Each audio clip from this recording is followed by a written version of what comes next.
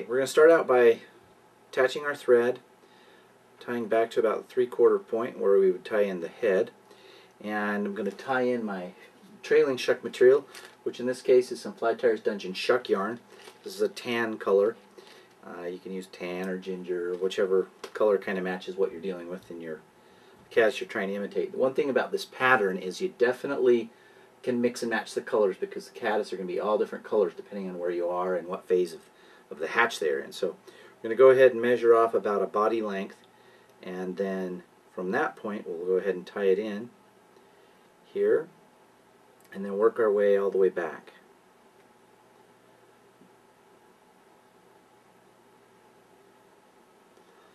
And we'll cut off a little bit of the excess. And there we have the tail. Now for the body, we're just going to use some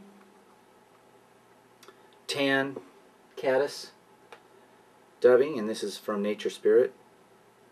And so this is a color that matches the natural that I'm going to be targeting. And of course you can mix and match whatever colors fit what you need.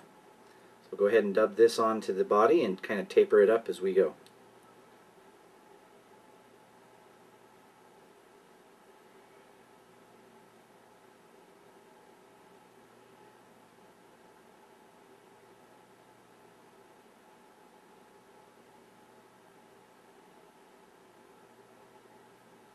Now we've got our body built up, we're going to go ahead and tie on the wing.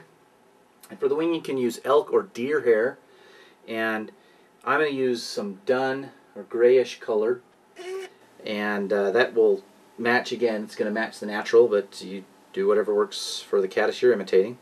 So we're going to go ahead and chop off a section of this and stack it and go ahead and tie it in.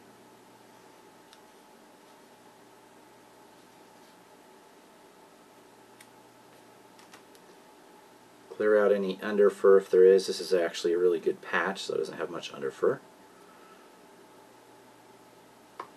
Then we'll go ahead and stack it.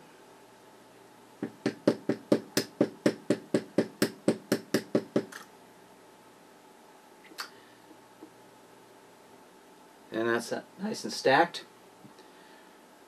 Take it out with this hand.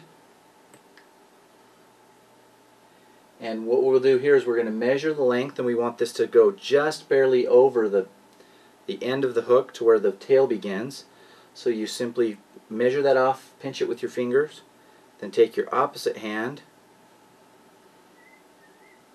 and push that down to where you've got the tie-in point here. And I'm going to cinch that up. You usually want to cinch coming over the top.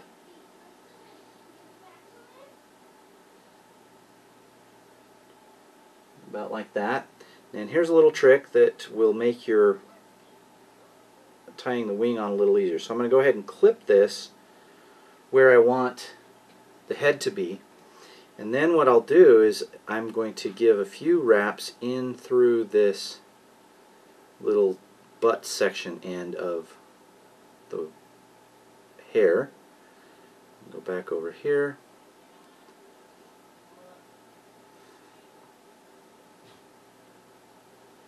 And then as a final step, I'm going to go ahead and tie off the head